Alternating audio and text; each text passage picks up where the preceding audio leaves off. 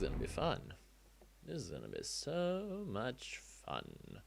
I honestly have no idea where I was last time I played. I could not tell ya. I'm in this shithole. Count the steps, speak to the graybeards, read the journal for Helgen, get the missive, and show Banda's note to Lejean. Oh, that looks like a Minotaur and a troll.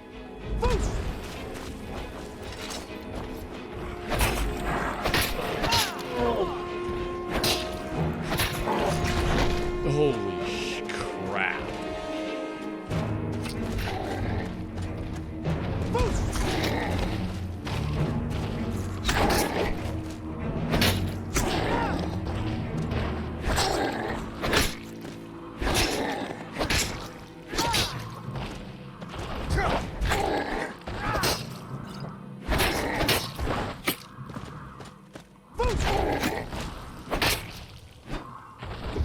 Oh! Well, leave fate to chance.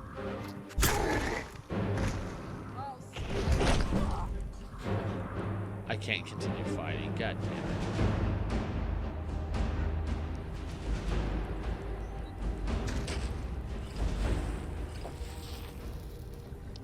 I just lost my follower.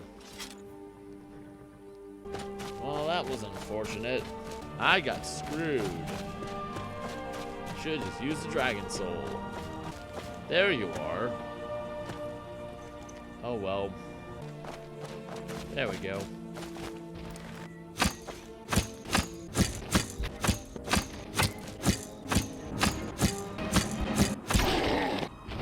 Man, these Minotaurs are stupid. So much faster if I had poisons. Uh-oh.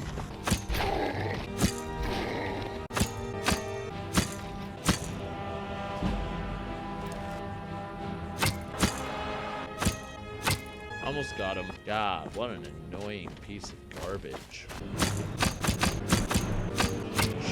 Die already.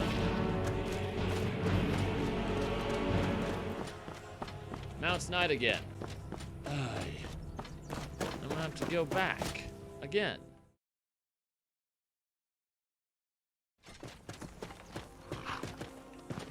You must die. Don't. Really? Release me. Oh, I'll release you. Just let me. Where's that necromancer? Hi. You can die now.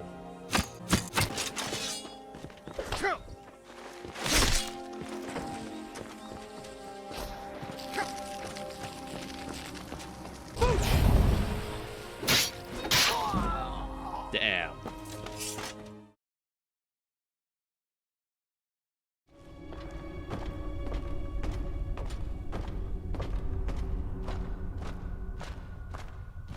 Oh. Answer my query, and I will tell you if words have any meaning. I'm gonna save it. The world is worth saving. Then perhaps all is not lost and our path is true, if people still hold on to hope. Divines, forgive me for my doubt. In the world's darkest hour, and mine, I did not expect to find a friend. Where's the word you're referring to? What quest are you on? For the last 2 years, I have embarked on a single road. Ours was to walk its twists and turns, overcome its many obstacles. All the while believing that if I followed it to the end, I would find redemption. Only it appears the road ends here. In this hollow cave, with the corpse of the child I was asked to save. It was rumored that the child left for Eastmarch to join the Stormcloaks, in defiance of the father's alignment with the Empire. For a lord's house, the truth was far more incriminating, and for a loving father, one far more heartbreaking. Thus the Lord could not trust anyone, save an Argonian prisoner, one guilty of the child's same crime, vampirism. You said you were guilty of vampirism, yet you don't look like a vampire. Yes, the skin, eyes, and fangs are telltale signs, but some men can't be sure the same is true for other races. I was staying at an inn near the border when one of the local Nords decided to take offense with my presence. His was to challenge me to a brawl, and when I refused, he accused me of being a vampire. Probably didn't go over well. The word was toxic. That morning, 2 bodies were found outside, torn to shreds. Unrecognizable masses, if not for the bones and teeth. Things were tense around the village, and the guards were in a hurry to solve the case and placate the locals. I made an easy scapegoat. Locked in that cell for days, I began to starve. Not for blood, but for food. Theirs was to offer me bread in exchange for a confession. It was better to die by the axe than starvation, but few can stomach either. So I did what all mortals do when there is no logical escape. I prayed. To Julianos for temperance, to Steiner for mercy, to Mara for love. And when I awoke the next morning, my cage was gone, as was my hunger.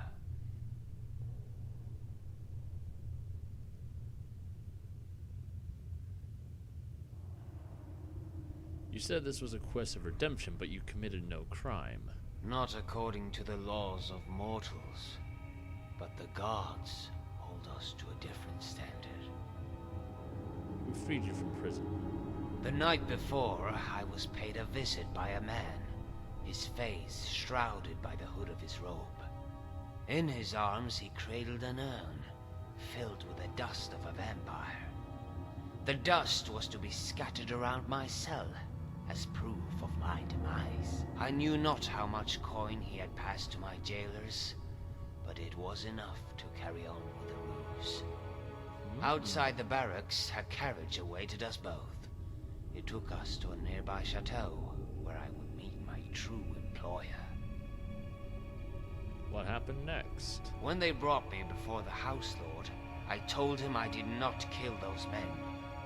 He told me he already knew. The real murderer was his own kin. He asked me if it was true about vampires, if they formed clans, family.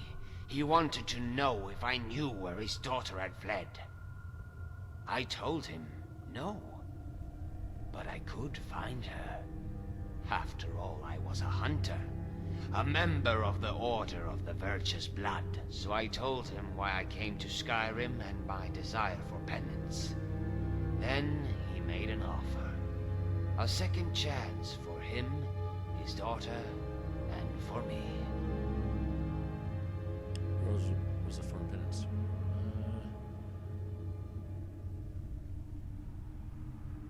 This appears to be a necromancer hideout, not a vampire lair. Vampire dens have always been notoriously easy to track. Theirs is to cling to the fringes of a major hold, close to the road where traders pass. That is where a runaway vampire would seek shelter amongst her kind.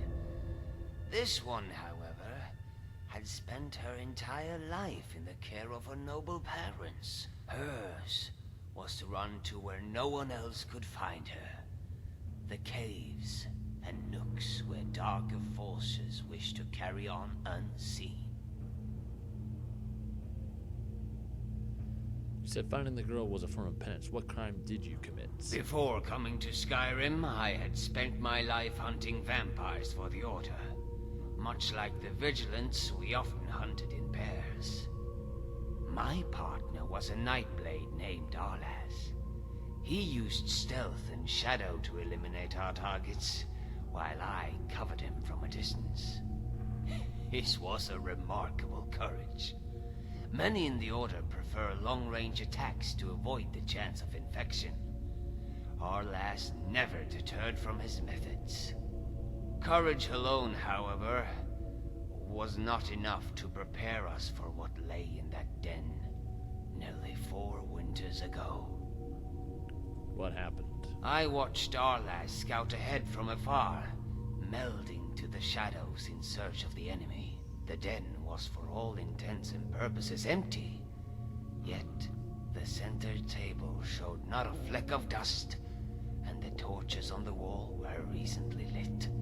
A shiver swam up my tail like a cold fish, but I knew Arlas was safe so long as he stuck to the shadows. Until I saw the shadows themselves move. The shadow spread its wings, as did the others, cloaking the room in darkness. They came from above, like bats descending on their prey. Ours was to call to my friend and reach for my staff, trying to shield his escape with fire. We barely made it out alive, but not unscathed. One of those foul demons had raked its talons across Arlas' back.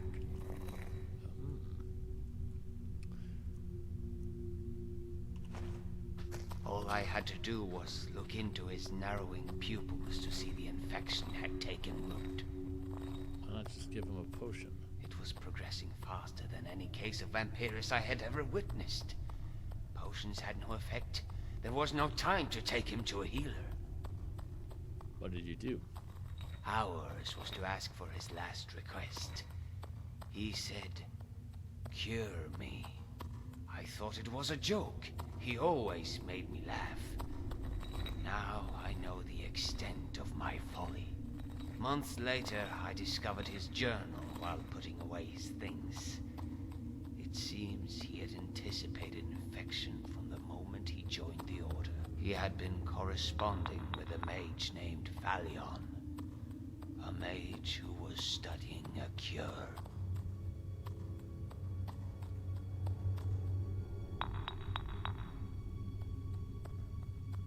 You can't blame yourself. You did what you thought was right. Yours is a statement that I am thankful for. Perhaps, as the Divines work in the shadows, there is a greater purpose to be found. I thought Harla's death brought me to Skyrim to save the nobleman's daughter. Now I wonder if they have brought me here to meet you. How did you track that child down? It was a hunch, but with nary a lead, ours was to rely on chance.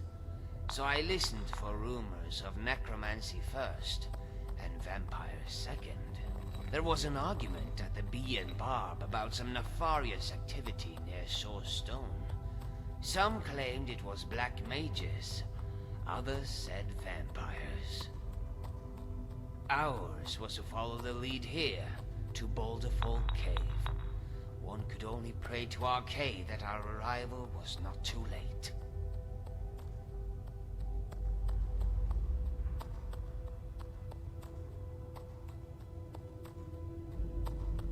Soon the bodies mean you were too late. Not exactly. The child was still alive when I entered the cave. Huh. Not only alive, but healthy and smiling.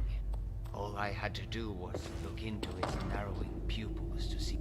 One of the bodies that lies here was once a highborn, the kin of a noble. My old friend Arlas had a saying. Sickness is a virtue. The healthier a vampire was, the more often he had fed. The girl left me no choice. Hers was an existence that lived to feed, to milk the blood of those around her, including the unfitting necromancers that took her on as an apprentice. Wait, oh, so she was a vampire. Given the girl's demise, what happens now? Someday, I will return to that village and tell her father a lie. It is not one that can be told right away. I will tell him she was a sweet girl who ran to protect him. A girl who laughed, who danced, and who loved. A girl who sought a cure, and in the absence of one, took her own life. Ours is to tell him she achieved everything we hope to out of life in a quarter of the time.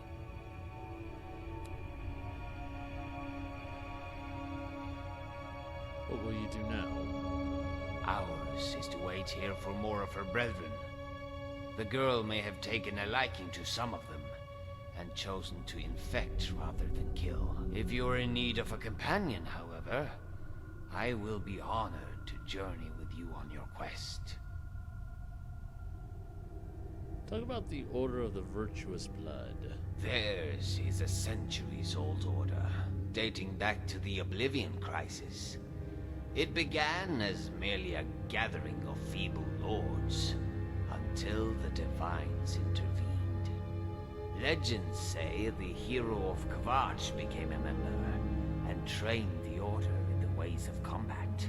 That knowledge was passed down from old members to new, and over time, the Order became more organized, and its rituals more austere. Today, members are handpicked and trained from a young age. Ours was a life cloistered in barracks and libraries, sharpening the weapons of war. We dedicated our lives to a single purpose: to silence all other voices, so that we are better attuned to listen. You asked about the point of war. What war do you fight? It was a question that was asked of me whenever I began to doubt my faith or the side I have chosen in this fight. Ours is a life consumed by blood. I have lost family to wars great and small, wars on the battlefield and in the mind. Wars blur the lines of morality, until we know not whether victory is a triumph of the spirit, or a failure to be civil. Only as members of the Order of the Virtuous Blood, ours was a resolve that could not favor, even when our foes wore the faces of children. What is the meaning of war? It is to fight for a cause that is absolute, against an evil that deserves no clemency. That's what you believe, then what's the problem? If sanguine vampiris is merely a disease, one that can be cured, then my faith is once more cast into doubt. Ours was a childhood raised to do one thing: hunt vampires. I know of no other life.